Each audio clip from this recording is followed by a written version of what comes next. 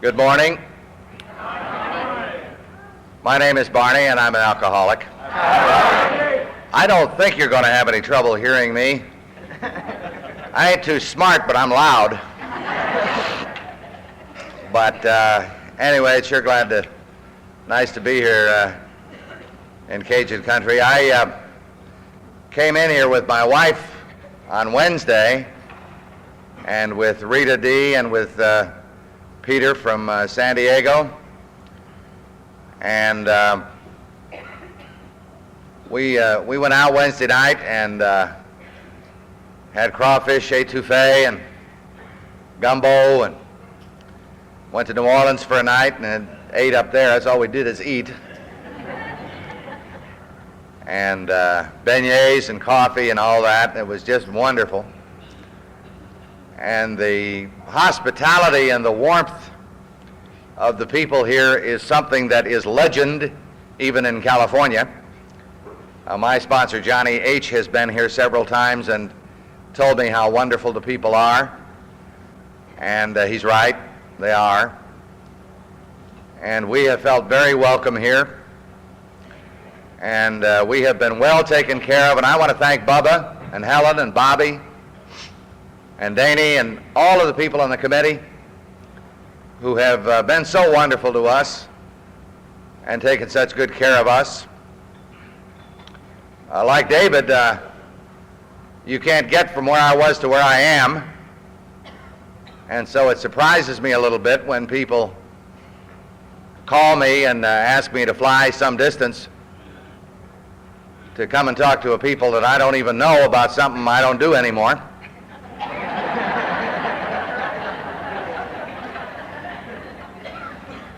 I was listening to Jack last night. Jack is a good friend of mine, and I have known him for some period of time now, and I love Jack's talk, and I love his story, and I love him as a human being.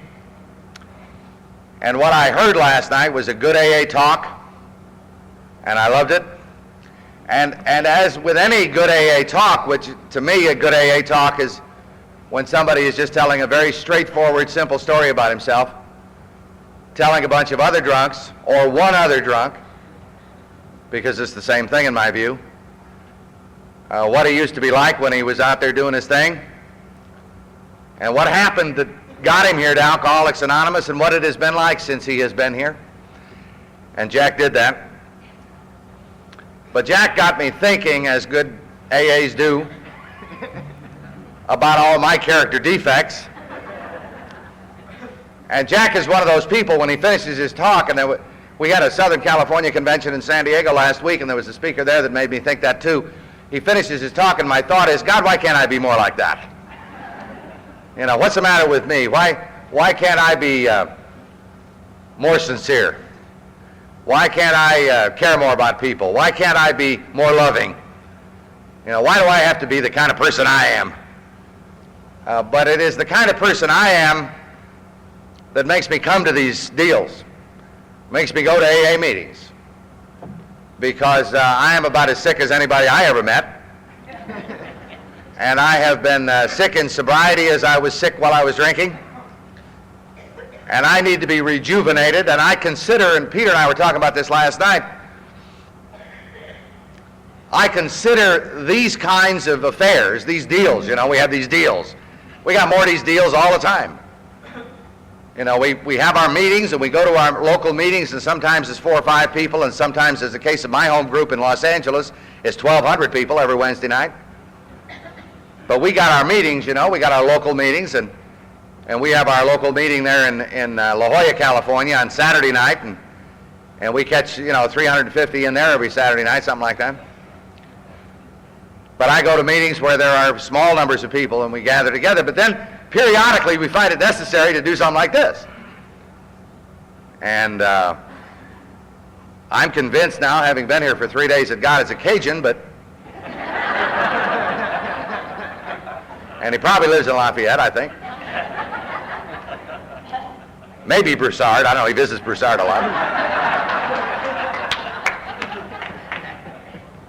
Well, we do these deals, you know, and then we invite some drunk, you know, from someplace to come over and do what we do at meetings, what we do one-on-one all the time, to come over and do what Bill did with Dr. Bob when there was just two guys.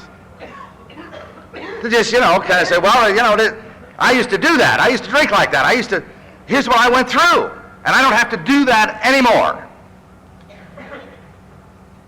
And yet we invite people, and we have these nice hotels, nice rooms, these wonderful, but God, the hospitality suite here is unbelievable with the food. I'm told between 10 a.m. and 2 p.m. today it's going to be a knockout. I heard that in the elevator.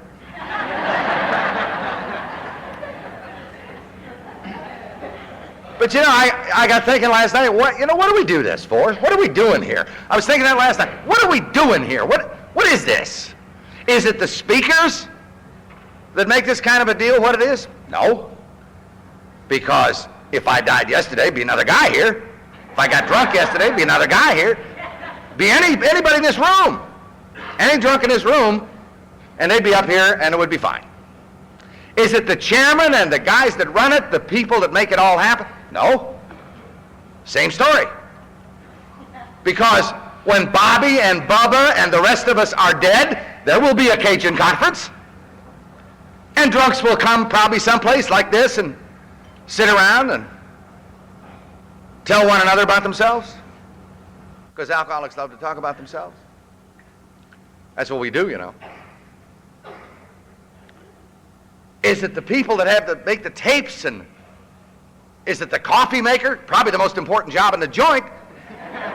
Any AA meeting got to have coffee. No. I was saying to Peter last night, I think what's going on here, as goes on in any meeting of Alcoholics Anonymous, is a certain spirit, a certain camaraderie, a certain sense of peace, if you will, or joy, or togetherness, or I'm okay now, I'm with them. It's that spirit. It is the Spirit of God, if you will, but if you don't believe in God, it's okay. Make it something else. I don't care. You can have any higher power you want to at AA as long as you're reasonably sure it isn't you. So pick a title. I don't care. But there is a spirit that happens when drunks hang out together who are trying to stay sober that is very difficult to describe. They tried in the big book as best they could to describe it, to talk about it, but it is something you've got to feel. And I said to Peter last night, the Spirit is here in this place this weekend. I feel it. I did not bring it here. You individually did not bring it here, but the fact that we are here together makes it happen. A friend of mine named Clancy has a great analogy. When he talks about the fact that he does not believe, and I do not believe, that God selects certain of us to be sober and other ones to be drunk. I don't think God makes that judgment. I don't think God says, I'm going to make this guy okay and this one's going to get drunk. I don't think that happens. I don't think we're picked out or selected in that way. The analogy is a television transmitter. A television tower putting out a signal 360 degrees around. And what we do, I think, in AA is come in here and learn how to tune in our own sets. Because the signal is always being put out. It's just that some of us somehow are lucky enough to come in here and be willing to grit our teeth as I gritted my teeth for a long time and just not drink, no matter what, even though it hurts, until I can get my set tuned in. And I can get the picture. And it's a little wavy at first, and it's got a lot of snow in it, and I can keep working on it, and keep tuning it in until I get a clear picture. And then I sit back, and the picture's fine, and it's going good, and I'm getting good color, and it's all right. And God's message is coming through. And then, because I am what I am, I sit back, and sooner or later the set gets funny again. It's not because God's signal got funny. My set's screwed up again. I got to tune it in. How do I tune it in? I tune it in by making coffee. I tune it in by setting up chairs. I tune it in by cleaning ashtrays. I tune it in by talking to newcomers. I tune it in by reading that stupid book. I tune it in by trying somehow or other to share whatever I got. And if I got 2 days of sobriety, I can share that with guys with 1 day. Because when you're 2 days sober, the guy with 1 day looks up to you. And that's just the way it is. Oh my God, 2 days. Oh, geez. So that's how I got to keep tuning in the set. That's why I'm here today. I'm here to tune in my set a little bit, get the picture a little clearer. And to help Jack last night, help me get the picture a little clearer. And the people in this room are helping me to get the picture tuned in as I look at your faces. And I hear your laughter, because, Jesus, we cried long enough. We got to joke a little bit. Got to have some fun here. If we're going to have fun here, to hell with it. But you're helping me get the picture tuned in. And I know that your Al-Anon speaker today will help you to click it in a little bit. And your speaker tonight is an old-timer in Alcoholics Anonymous, a man who's been around a long time, and a man who is a good, solid, strong member of AA. And I have great respect for old-timers. I have learned that over the years. And the older I get, the more respect I have for them.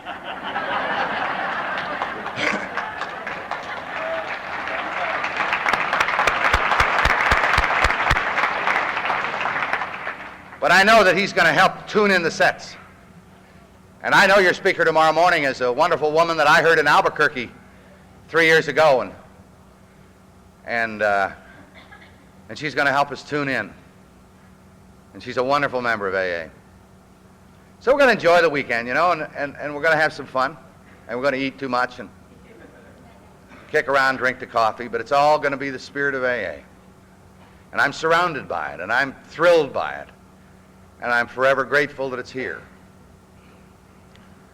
I was not grateful forever when I got here. I was not grateful to be a member of Alcoholics Anonymous. I didn't consider myself a member of AA. I was just a guy who was here by mistake, who happened to be attending meetings. And it took me a long, long, long, long time to even begin to get the picture, to even get the set turned on. And it has been a long process for me. Because, as I say, I'm one of the sickest guys I know. And I need all help I can get. I have a little bit of similarity with Jack in some ways in our stories. I attended the University of Notre Dame as well, except unlike Jack, I got kicked out after 3 years. And that was, just another one of my failures. Another one of the things I screwed up. And I have felt bad about that for years and years and years, but there it is. And I was a Notre Dame graduate until I'd been in AA for a while.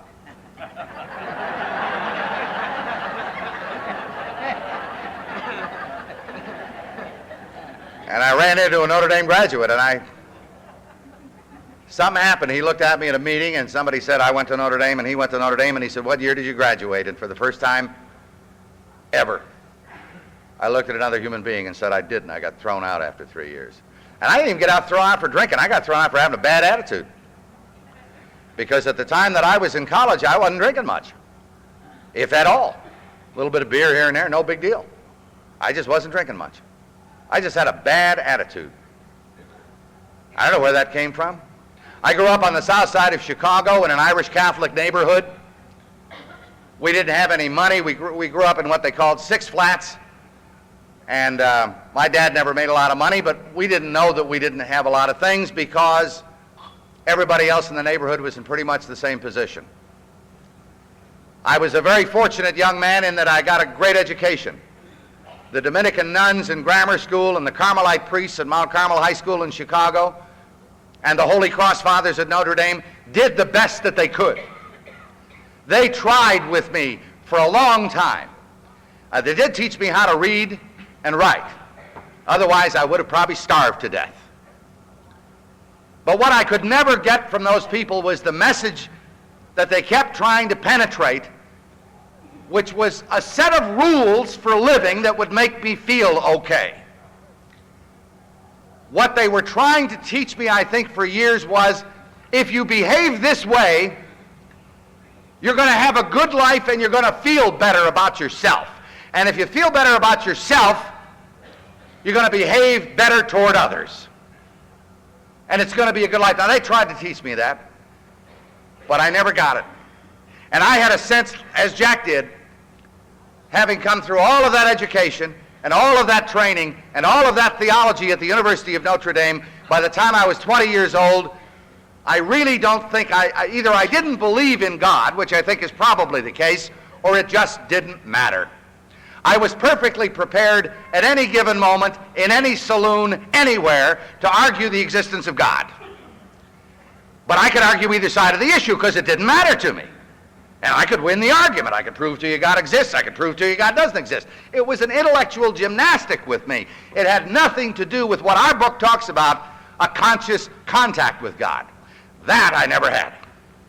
And I knew that. But I knew that I wanted to be a success. I wanted to be something. I wanted to be somebody. I just didn't want to be nothing all my life. And I felt like nothing most of the time. I felt like a zero, a peeled zero, less than nothing. I didn't know what the hell was the matter, but I just needed to get my career going, get my life moving, get something going. Now, I defined success for many years without ever really thinking about it as the accumulation of stuff.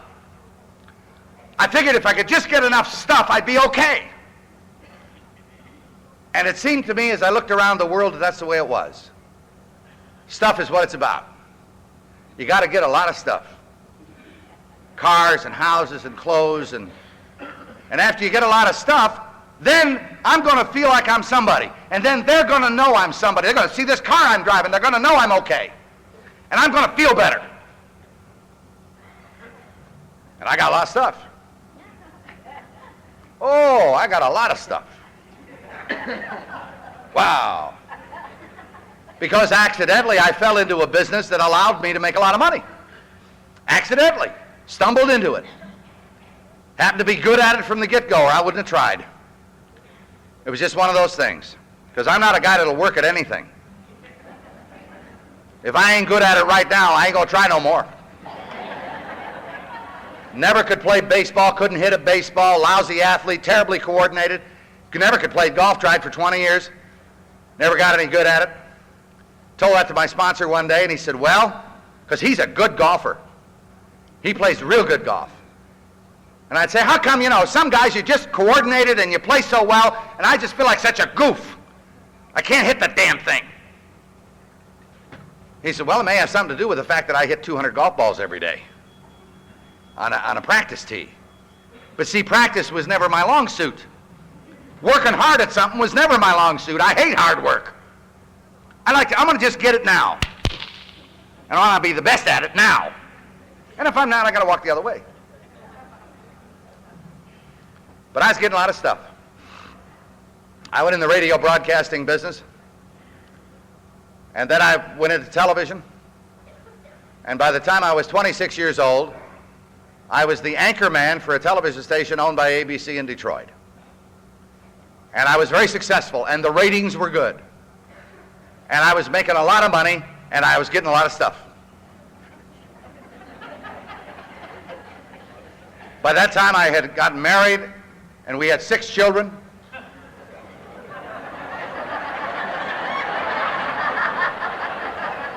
I'm a prolific Irishman. That's just the way it is. A lot of stuff.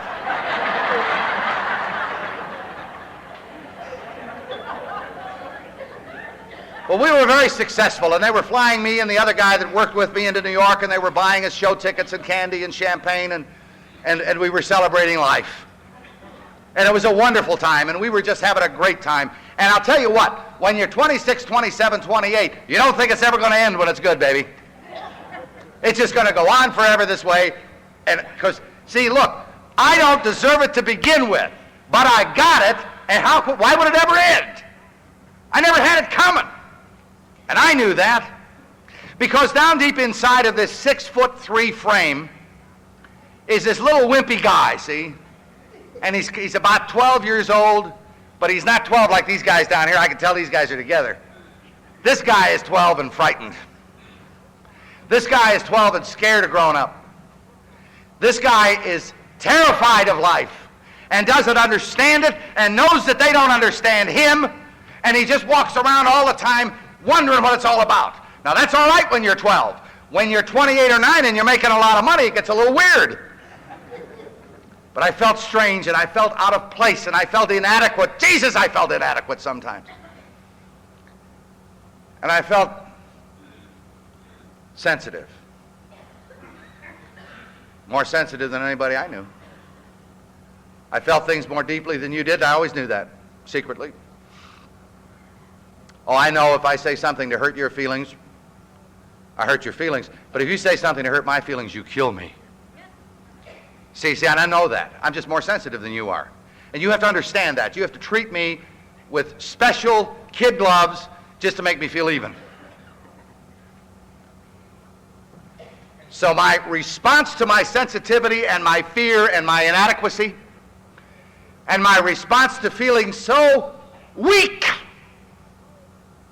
is to lash out at you every chance I get, baby, and use this, my mouth, to put you down. And I'm good at it. And I'm quick. Trouble is, I came to AA and I met a couple people who were quicker.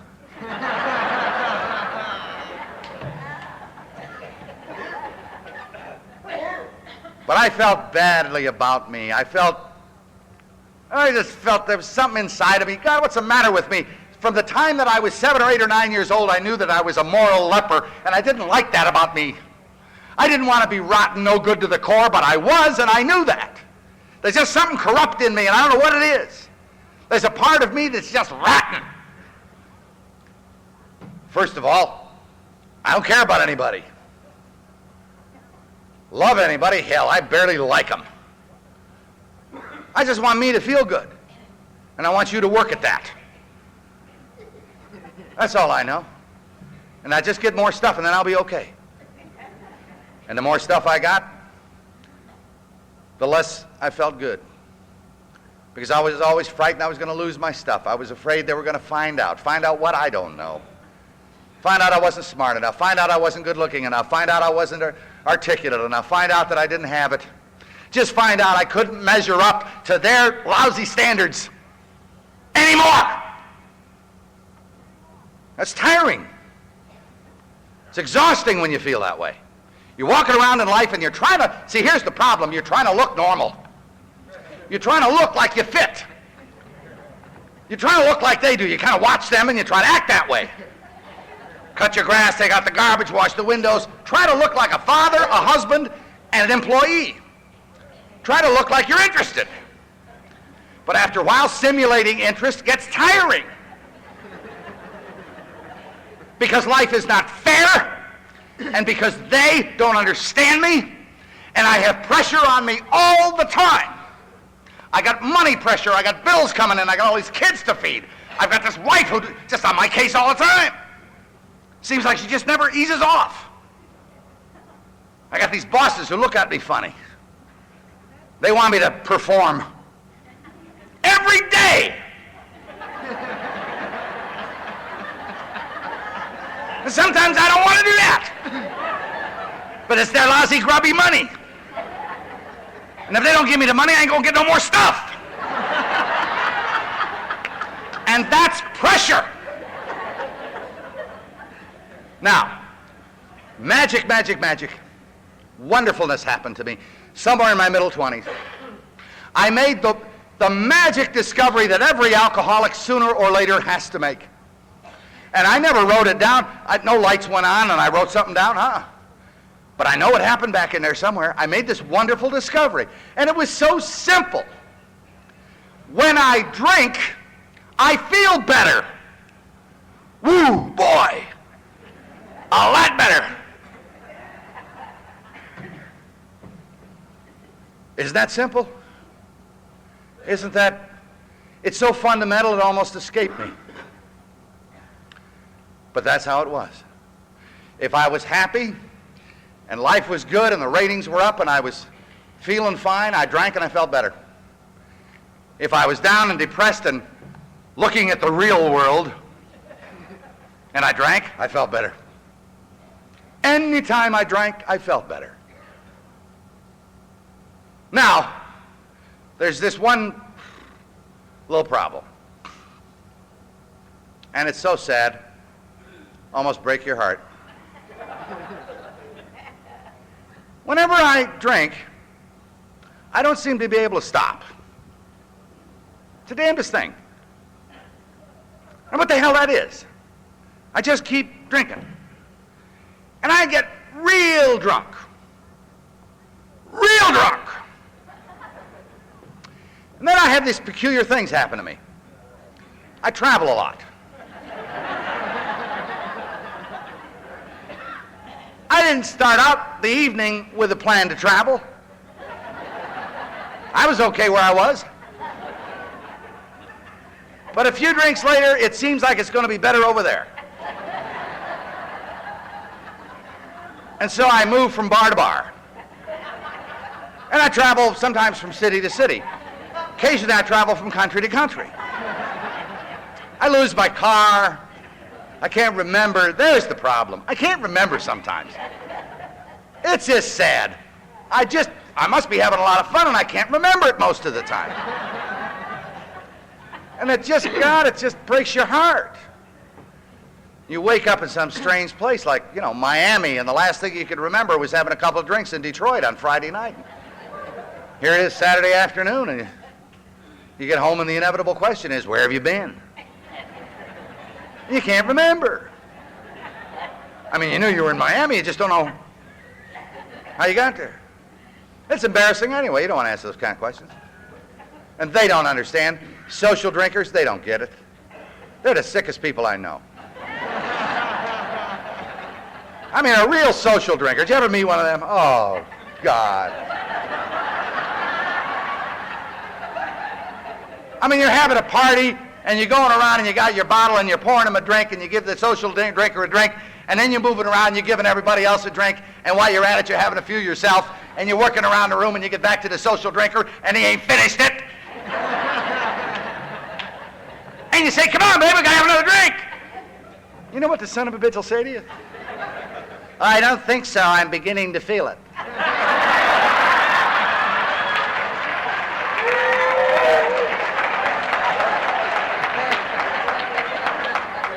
You want to just grab him by the throat and say, yeah, now it's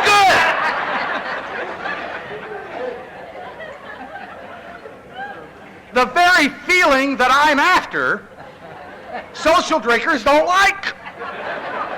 They get a little dizzy. They're driving, so they don't want another one, Screw you, I drive better, baby, here. Anywhere you want to go? Whoa!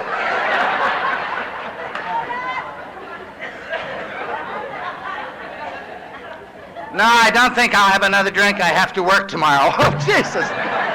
Are you kidding me? Just getting good now, baby. It's having fun. But that's okay, because them social drinkers can leave the bar, because in about 30 minutes there's going to be a whole new group of them come in. And I can impress them. And so it went. I got drunk a lot. And I forgot a lot. And I got in trouble at home a lot. You can't behave that way without getting in trouble. And I got in a lot of trouble. And my employers were beginning to look at me funny. I was having the flu more than one should. And when you're a television anchorman, they notice it if you're not there.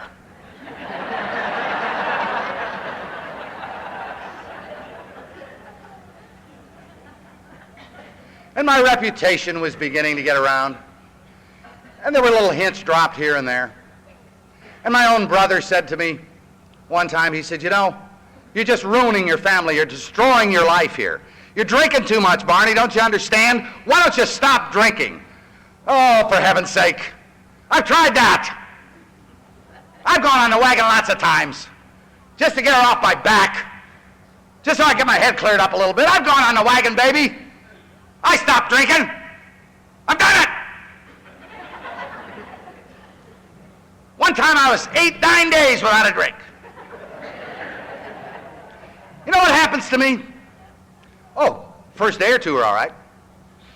Kind of get over the hangover and clear up a little bit, straighten out. And then, of course, during these periods, you're going to be good. So I take out the garbage, and I cut the grass, and I do all the good things, and I get home on time, and I, watch a little TV, ha, ha, ha. Say hello to the wife, pat the kids on the head. And during these periods, do really fatherly things. Like take them to Y Indian guides, even though you can't make a totem pole, and you're going to look bad. Drives me crazy. Take them to Little League, teach them how to hit, even though you can't hit. Take them to little Bobby Sox, teach them how to field, even though you can't field. Take them out and teach them about the world when you're so scared of the world you can't see straight, but you're trying to look good. And so you give them certain rules and regulations about the world and about life. The same one somebody gave me, but I never paid any attention to them. But I tried to look like a father, and I tried to be a husband, and I tried to be an employee. I tried to do it right. I didn't want to be a screw-up. I don't want to be like that. I want to be a good person. But there's just something inside of me that will not allow it to happen, and I can't help it. I'm a corrupt, moral leper. I hate it. Sometimes I hate me. But it's the way I am. But here I am sober 3, 4, 5, 6 days, being good, shaping up for them, straightening out. I get so tired of shaping up, but you got to keep doing it for them. And I shape up, and I get real nervous. And I get real edgy, and I get anxiety-ridden, and I get frustrated, and I get full of pain. And the fear washes over me like I'm going to die. And the inadequacy begins to just crawl up inside of me. And my sense of just being nothing comes back. And I feel terrible. And well-meaning people will continue to say to me, well, it looks like you have a drinking problem. When I've been sober for 6 days is when I'm at my worst. I feel horrible. That's why I drink again. But they don't understand. How can you explain it to them? When I drink, I feel better. If I've been sober too long, I'm crazier than hell. I don't have a drinking problem, baby. I would describe it as a sobriety problem. I can't stand being sober too long. I'm just different and unique and weird and strange that way, but that's the way it is. I got to have a couple drinks. And so after I've been good long enough, a week or so, I go out and have a couple lousy drinks. What's the big deal? I need to have a couple drinks. And I have a couple drinks, and you know what? I feel better. Instantly. And I wonder why I waited so long. And these nice people keep looking at you funny.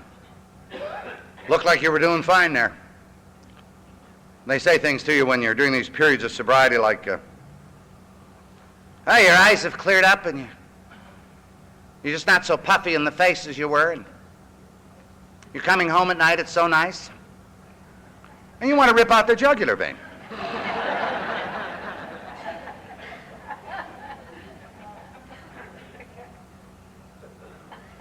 So here I am with this lousy sobriety problem. Where the hell do you go with that? Drinking looks like it's the problem. Looks like it's drinking. It sure as hell looks like it's a drinking problem. Because drinking, well, drinking is when we seem to have all our problems. Drinking is when we get sick. Drinking is when we get arrested. Drinking is when we get in fights. Drinking is when we lose cars. Drinking is when we do all this bizarre moving around. Drinking is when we finally die. Looks like that's the problem. Yeah, she died from chronic alcoholism. Too bad. But they don't understand. An alcoholic of my type feels better when he drinks and worse when he's sober. And I don't know where you go with that. Sobriety's Anonymous? I don't know what you're supposed to do with that. When your real problem is that you're more sensitive than other people, when your real problem is that you're frightened to death, when your real problem is, and the last 2 years of my drinking were like this, when your real problem is that you're so lonely you could die most of the time, even when you're surrounded by people.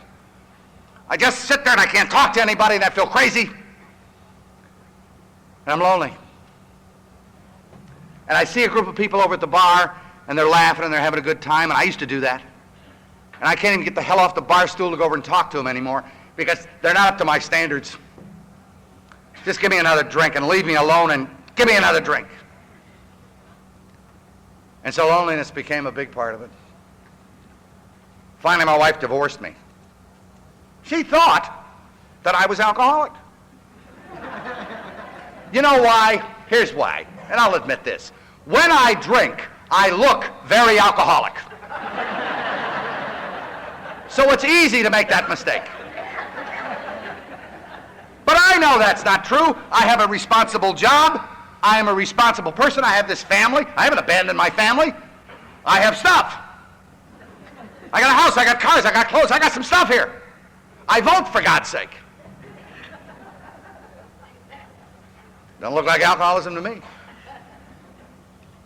So, she divorced me. But I looked at her and I said, well, if you have to divorce me, you have to divorce me, I guess, but I demand custody of the 6 children.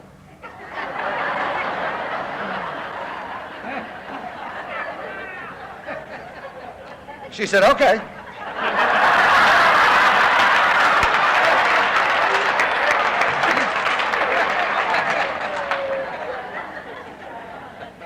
Bitch.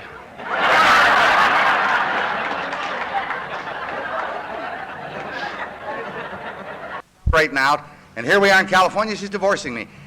And the court ordered the house sold, and the 2 lawyers split what was left.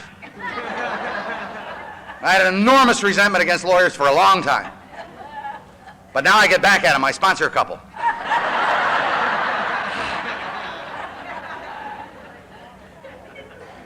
You can bet they're working their steps.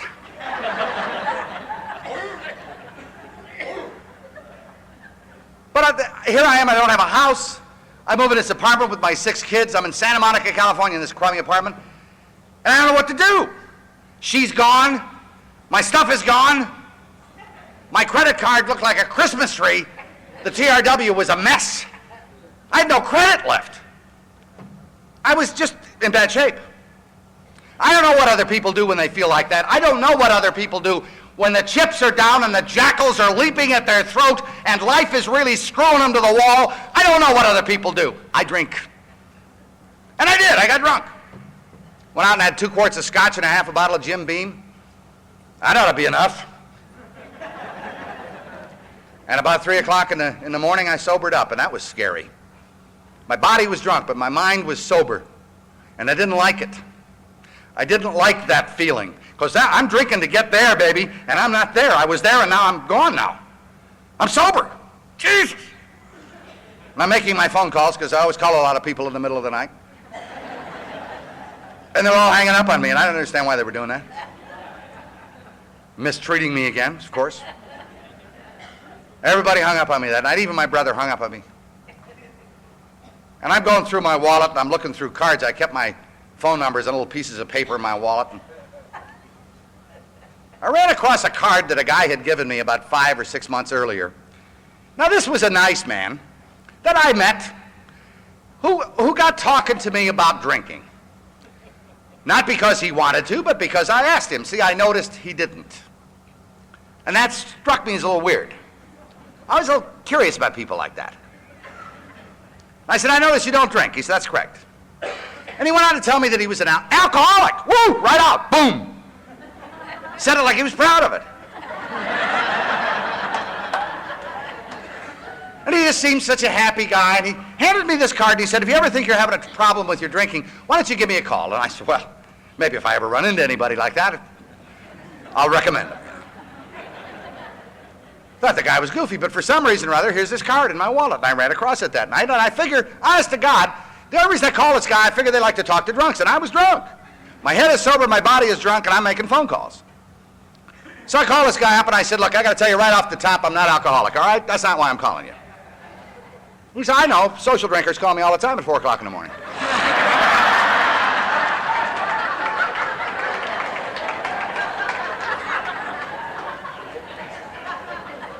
I said, no, I've been drinking. I understand that. I've been drinking, but that's not the problem. Problem is the wife is gone. My stuff is gone. I've been screwed all my life. I got these 6 kids to take care of. I'm under a lot of pressure. I'm trying to get my career moving here, and I'm in trouble. And I got those 6 kids home alone, and it just occurred to me they're alone. The oldest was 12, and the youngest was a year. And I was drunk in somebody's apartment in Marina Del Rey, and I got scared. And I said, what I need to do, I got to quit drinking for a little while. I got to get my act together here a little bit. And I figure you could tell me what it is you do. Well, was he glad to tell me what it is he does? He explained to me for a while what he does, and I said, no, my case is not that severe. I need to quit for a little while. Now this man told me, get this, had not had a drink in 4 years. Oh my God.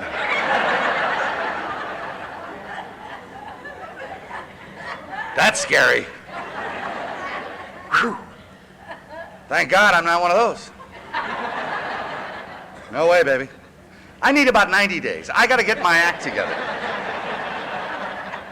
And I thought he could tell me on the phone, the secret trick here. Because it's got to be a secret trick, And he said, I go to a lot of meetings. And I said, well, I can't do that because I'm a public figure. And I'm on television, and you can't imagine what something like that would do to my career. He said, well, how much good is it doing your career dancing on them tables at 3 o'clock in the morning? I said, I told you about that, huh? He said, yeah. I said, well, if we go to the meeting, who's going to be there? He said, well, first of all, it's anonymous. I said, oh, yeah? He says, yeah. Oh, okay. How many are going to be there? He says, well, I'll take you to a meeting, be about 50 guys. No women, 50 guys. And they're all alcoholic. And we'd just go to the meeting. And I said, well, what happens at the meeting? He said, come to the meeting and find out. And so I went to the meeting with him. And he gave me one of those blue books. I don't know what the hell he gave me that for. I wasn't going to be around long enough to read it. Truthfully, I thought, yeah, I'm not going to be here. I don't want to join this deal here. I just want to kind of skim it a little. Find out what the hell's going on. I did glance through the book for a chapter entitled Why It Works.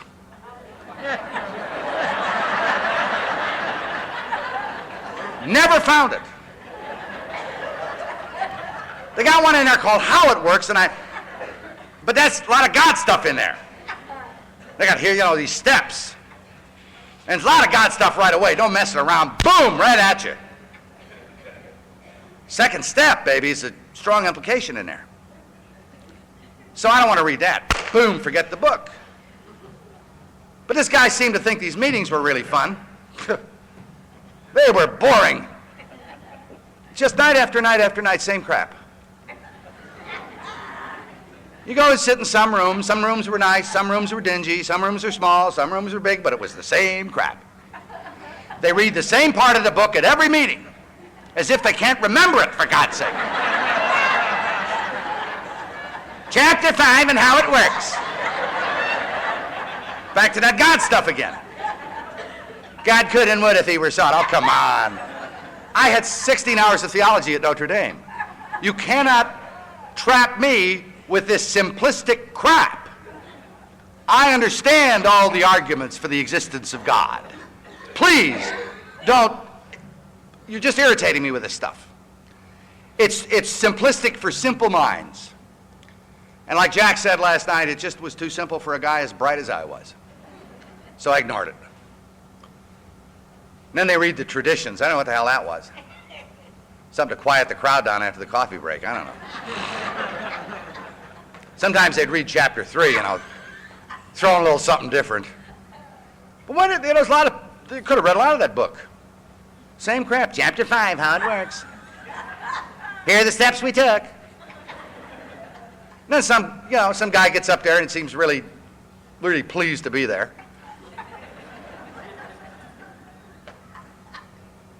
And then he starts calling on, people. And they all get up and do the same crap, Oh, yes, I used to drink to excess, yes. I drank for 27 years. Day and night. And I lost everything I had. I ended up on Skid Row. My teeth were gone.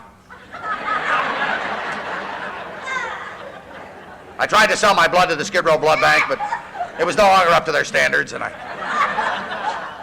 was sitting in the gutter in the rain, and I knew that it was over, and I was bankrupt in every department. And then these two guys came down the street, and they brought me through that door. And I put the plug in the jug. And now I've been here and sober for 34 years. And I've worked these 12 golden steps. And I found God here. And I've become spiritual. And several families have returned to me. And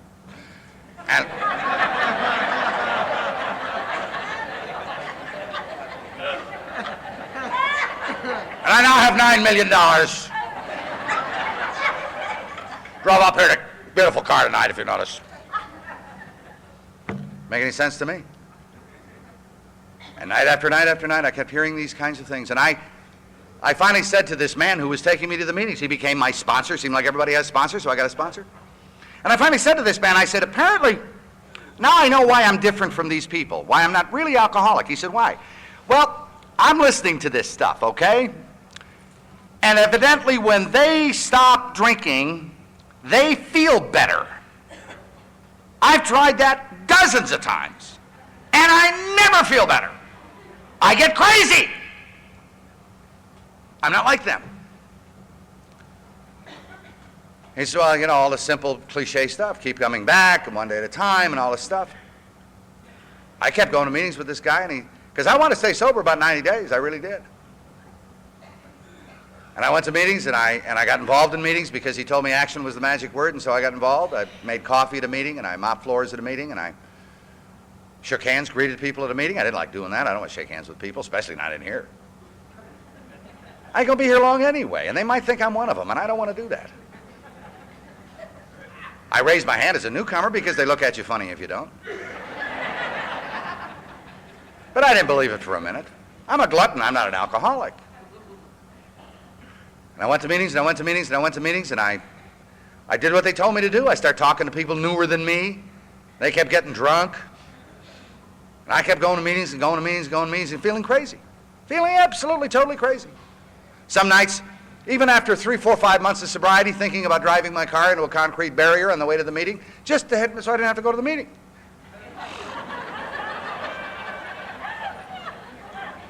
Because it was boring and it was just not me. I didn't like it. I wasn't happy. And my bills weren't getting paid. My problems didn't go away, baby. I was crazier than a loon.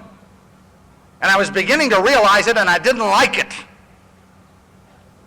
Went to meetings, went to meetings, went to meetings, made coffee, mopped floors, talked to newcomers. They kept getting drunk. Finally, when I was 7 months sober, I heard a man speak, and I identified with him. I didn't mean to, it just happened.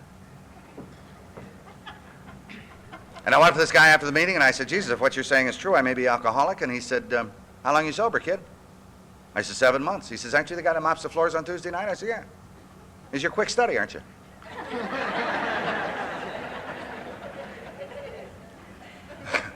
But I knew then that I was alcoholic. I'd identified with this man, and I never thought that would happen. Once you know you're alcoholic, you're kind of condemned to this stuff for the rest of your life. You're stuck here then. So I went to meetings, and I went to meetings, and I went to meetings, and I mopped floors, and I made coffee, and I talked to newcomers, and most of them got drunk. And I didn't understand. And I would say to my sponsor, why do I do this? I can't talk to newcomers. I have nothing to share with these people. I hate AA. You want to know the truth? I hate it, baby. I don't think it's wonderful. I'm not spiritual. I don't believe in God. I think it's just baloney, all right? And the only reason I'm hanging out here is because I ain't drinking.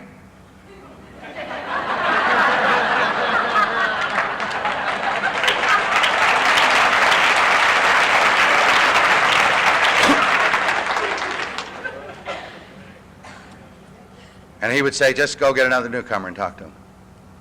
And I go get another one, I talk to him, he'd get drunk, and he'd get drunk, and he'd get drunk, and guy called me from Tijuana one night, and told me about this beautiful woman he had down there with him, and I almost joined him.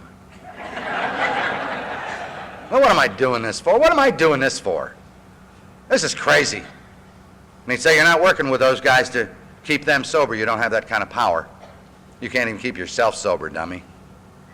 You're working with those people because by working with them and talking to them and sharing with them, you might get one more day.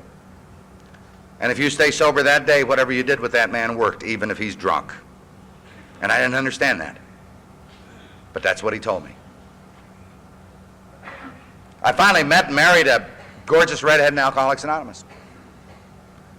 And she had 2 children, and I had these 6 kids, and we put the 8 kids together. She's sober 3 years longer than I am. She calls me the newcomer. Carol is this gorgeous redhead sitting down here in the 4th row on the end there. And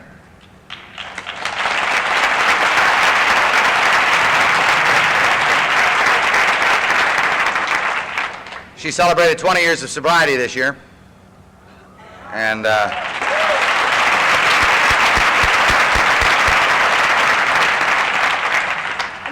but we have had a rocky, rocky life.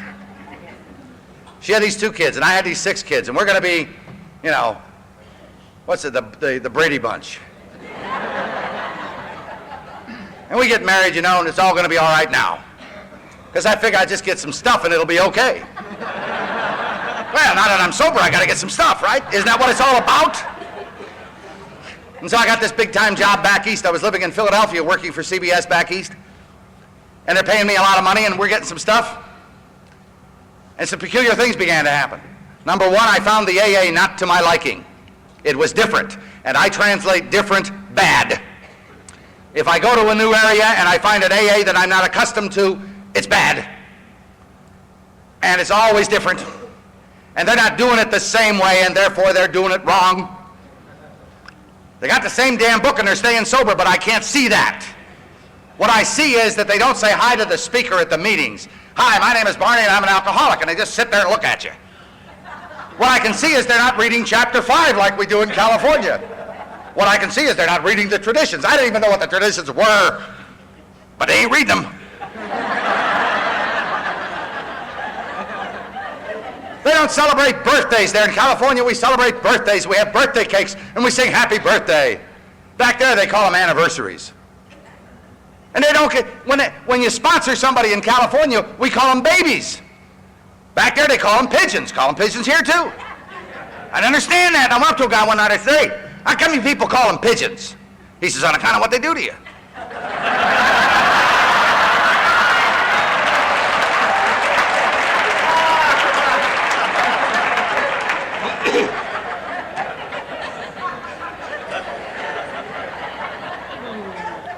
This AA marriage made in heaven began to crumble because I didn't figure she was working the steps right. We weren't getting along and we're fighting about everything. Her AA world is so different from my AA world, and yet it's the same. Her AA world is to care about people. She would no more stand behind one of these podiums than go to the moon. She's not interested in doing this. She's not interested in talking to people except one-on-one, and that she's very good at. She sponsors women, and I can tell she genuinely cares about them. I don't understand that, because I don't have that in me. I don't understand. Jack said it last night. I don't know what the hell love is. I don't understand that. This woman loves. And I look at it, and I don't understand it, so I hate it. And she and I are fighting, and the kids got into their teens, and they grew fangs.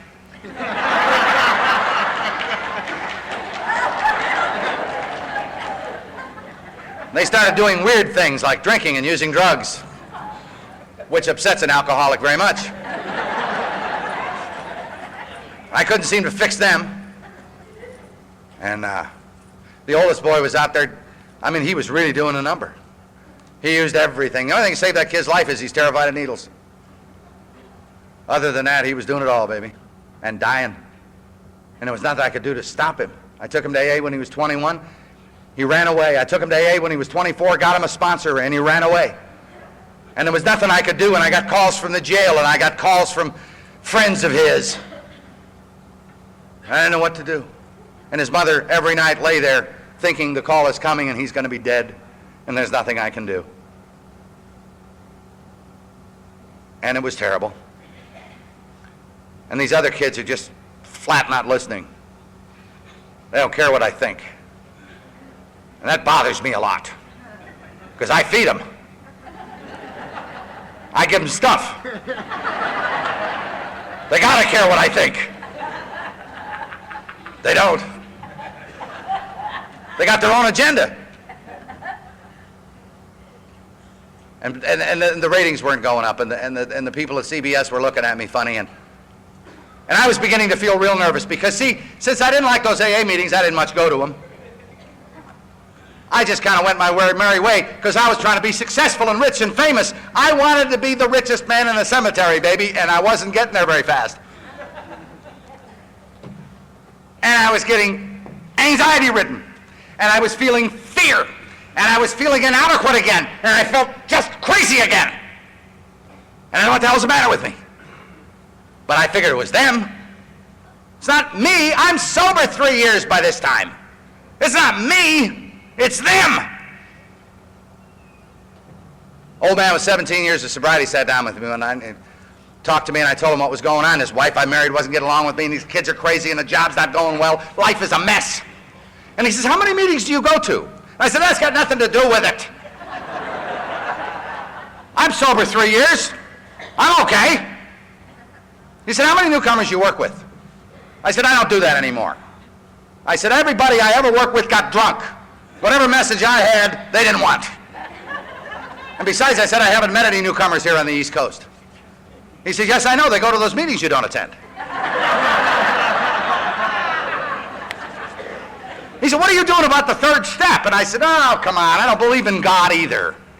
How can I do a third step? I finally, in order so I could get to the fourth step and the fifth step, I finally said, okay, my higher power is going to be all of the alcoholics around the world linked together in spirituality. He said, how's that working for you today? I said, it'll work, but it's a higher power.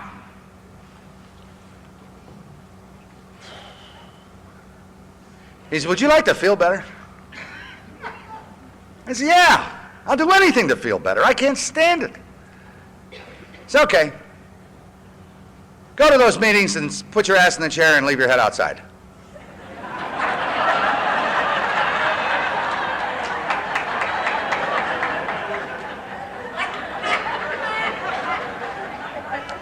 He said, we don't have a chapter entitled Why It Works. You can't intellectually work it out here. He said, then why don't you talk to newcomers? Get them to call you. Give me your phone number. Okay? And he said, and I'd like you to begin to pray. I said, I can't pray. It makes me feel like a phony. He said, well, that's okay. You are a phony. You've been a phony all your life. You've been pretending you were something you're not all your life. Professionally, you pretend to be something. Personally, you pretend to be something. Who the hell are you really? I said, I don't know. He said, okay, here's a prayer in the book here. Why don't you say that prayer, even if you don't believe it? Just say a phony prayer to a phony God, okay? But do it! It's like making coffee. Just do it! Never mind why. Oh. Okay. So I went to meetings and went to meetings and went to meetings and went to meetings. I grabbed newcomers by the throat and threatened them. You call me tomorrow morning? And some of them did. They're sick. I don't know why. And some of them stayed sober, and I don't know what to do with them when they're sober. And you can't get rid of them. They're in your living room, they're in your kitchen, they're on the phone. What meeting are we going to tonight? What do you mean, you're the newcomers?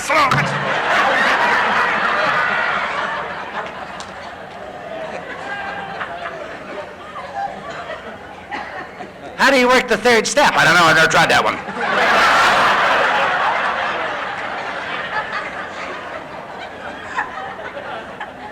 I'm going to meetings, I'm working with newcomers, I'm saying that stupid prayer. I thought it was funnier than hell, my phony prayer, right? Day and night, I say it in my car, I say it in my shower. Relieve me of the bondage of self. I don't believe none of it. And I got fired. And we moved back to California, went to San Diego, worked down there for about a year and a half. Quit that job, wasn't up to my standards. And in 1978, I'm 6 years sober. And I'm out of work. And you know something very peculiar? When I don't work for a long time, I run out of money. It's the damnedest thing. I ran out of money. 3 months behind in the mortgage. She's still fighting with me. Kids are still not straight. Life is a mess. I'm going to meetings, working with newcomers, saying my prayer, and nothing's working. And I don't know what to do. Finally got so bad I started telling newcomers the truth about me. And I don't want to do that. I don't want them to know. I'm 6 years sober. I want to look okay. But I had to open the zipper and let them see what was inside. I had no other choice. It was all I had left. And I'd say, look, I am a sick cookie, baby. I am crazier than hell. I'm anxiety-ridden and frightened most of the time. I'm not sure where I fit in AA. I'm not sure where I fit in the damn world. I can't get along with my wife. I can't straighten my kids out, and I'm just crazy most of the time. And they would look at me and say, I think I identify with that.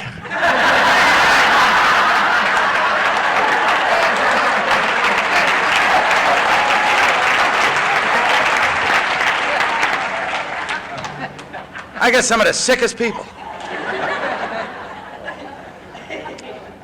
Finally, my wife decided to divorce me, and I thought about getting drunk.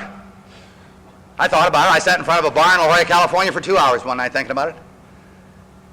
But I guess I'd just been to too many meetings. Because I sat in front of the bar and my thought was, it ain't going to help.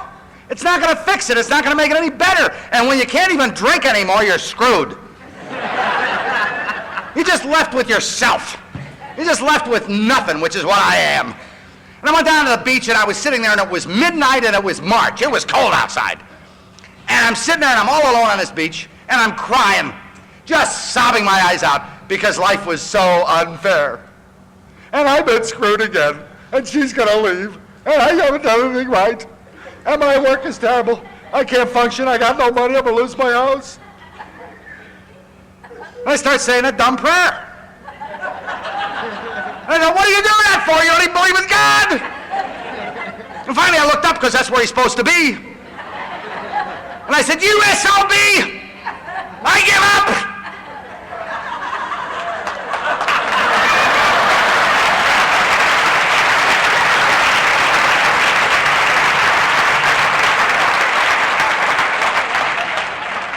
You got to be careful what you say. Because if I had known that night, or for some period of time after that, that I was beginning the horrible, agonizing process of surrender, I probably would not have done it. But that's what was going on. Because I knew I couldn't be a success in business. I knew I wasn't a successful husband. I knew I was certainly not a successful father. I was just not a successful human being, and I was a failure in AA. The only thing I did was not drink. I don't know what to do. I just was appealed zero, and I knew it, and I finally accepted it. I accepted it. I said, okay, that's what I am. I give up. I can't be successful. I'm never going to be the richest man in the cemetery. I'm never going to get my stuff back, and I just don't care anymore. But I got 6 kids to raise. I'll go get some stupid job. It won't matter what it is. I'll make tacos in Laguna Beach. I don't care. And I'll work every day. And what I'll do, I'll just go to this dumb job, and I'll just show up and look alert. Because I have no power in me anymore that can impress one more boss with my wonderfulness. I've tried it drunk and I've tried it sober, and I failed both times. Failed utterly. Now, I don't mind going broke drunk. But when you go broke sober, it's not fair.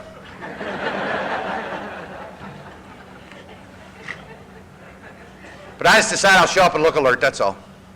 So I got this job back up in Los Angeles at a television station I used to work for, and I became a reporter there. I used to anchor at this place. I used to be a big wheel there. Now I'm a reporter. I'm coming in, getting my little assignments every day from 23-year-olds. And I just show up and look alert. And I say, okay, that's fine, I'll go do that. And I go do that. And some days it's good, and some days it's bad, and some days I fail, and some days I succeed, and some days I'm a jerk, and some days I'm not. I don't know. I just show up and look alert. I don't know. I'm not responsible for all that. Guy says, after I've been there a couple weeks, he says, we're going to sign you to a contract, 5-year contract. I said, that's fine. He said, how much money you got to have? I said, I don't care. He said, what? I said, doesn't really make any difference. Pay me whatever you think it's worth. He said, you serious about that? I said, yeah. How much money I make is none of my business. Not really. I don't care anymore. He said, okay. So he put a number on the piece of paper, was much bigger than anything I would have asked him for, and I laughed and signed it. And I have had another contract since then, and I have been paid very well by these people. And I've made good money. And we salvaged the house, and we salvaged the stuff we had, and we salvaged the cars, and we got a lot of stuff today. Now I'm 17 years sober, and we got a lot of stuff.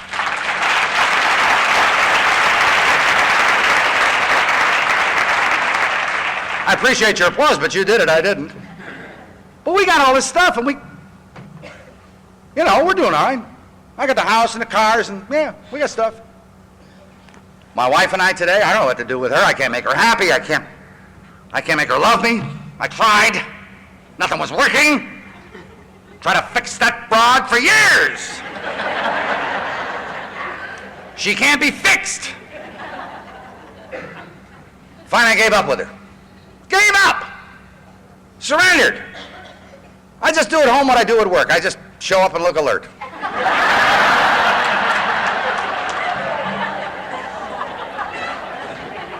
You know what I finally found out about her and the kids and everybody else in the world? Everybody in the world, they pretty much do what they want to do. Do you know that?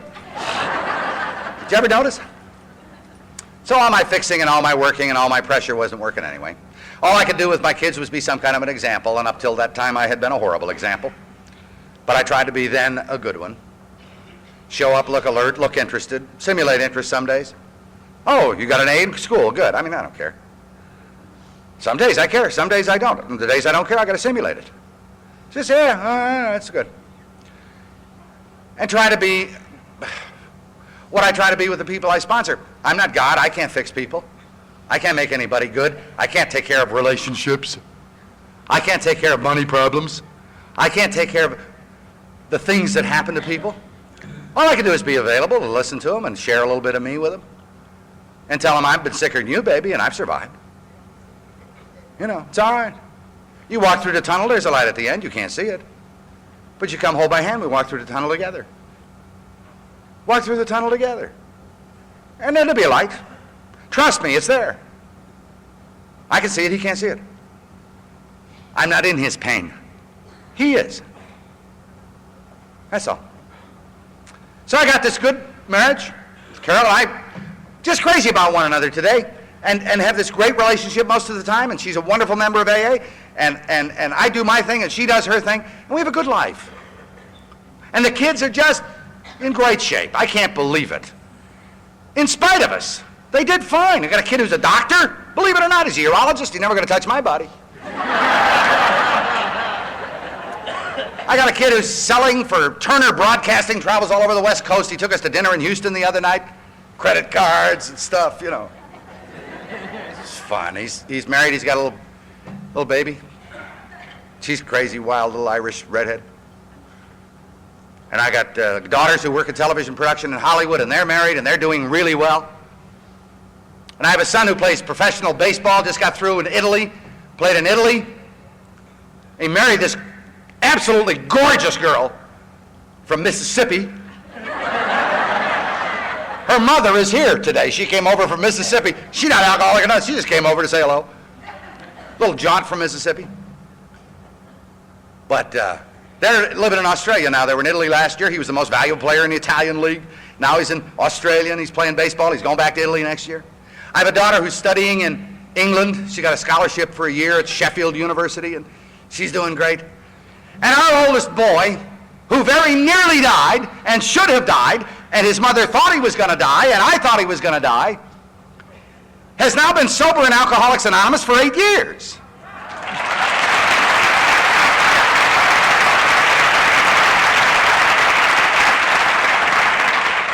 And we had nothing to do with that. Pains me to tell you that, but it's true. He just didn't want to die. And so he went to AA. And he married a woman in Alcoholics Anonymous, tall, beautiful, blonde, and they have 2 little AA babies.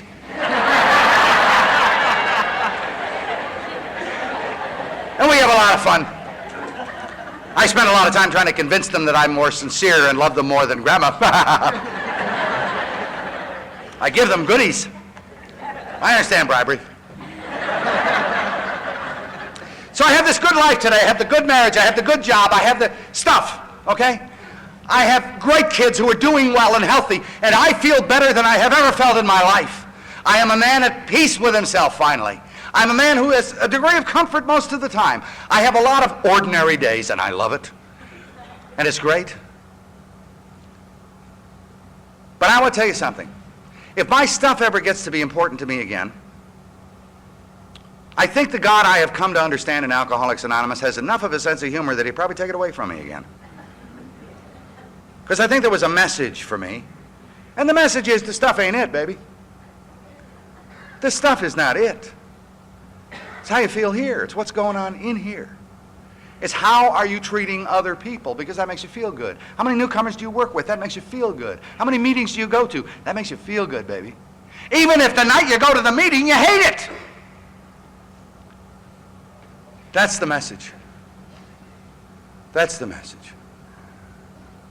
I must report to you, finally come to believe that a power greater than myself can restore me to sanity. I don't think he's done it yet, but I think he can. How many people in this room are alcoholics and have not had a drink today? If you're a newcomer, forget everything I said. That is the message.